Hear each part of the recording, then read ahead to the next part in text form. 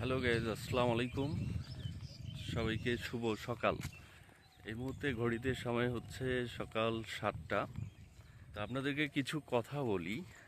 যারা লেটে অনেক দেরিতে ঘুম থেকে ওঠেন তাদের জন্য এই ভিডিওটি।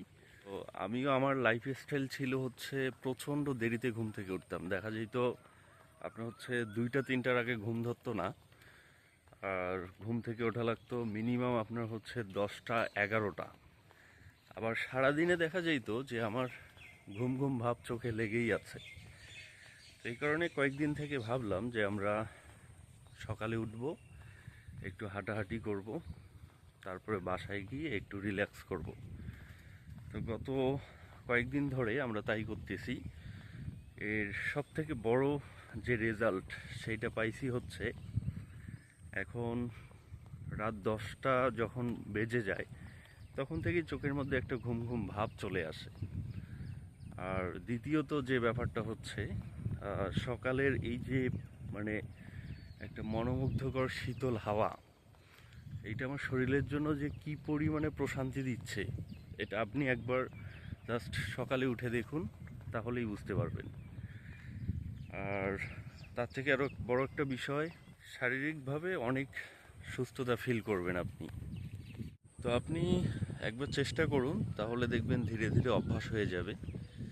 আগেকার মানুষ বলতো যে হচ্ছে সকালের হাওয়া লাখ টাকার দেওয়া।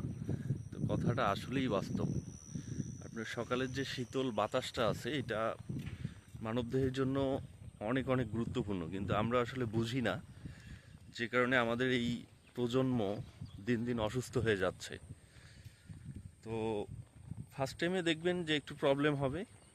আসলে অ্যালার্ম দিয়ে রাখবেন ধাম করে, মনে করেন দেখবেন যে কখন যে আপনি অ্যালার্ম অফ করে দিচ্ছেন আপনি নিজেও বুঝতে পারবেন না।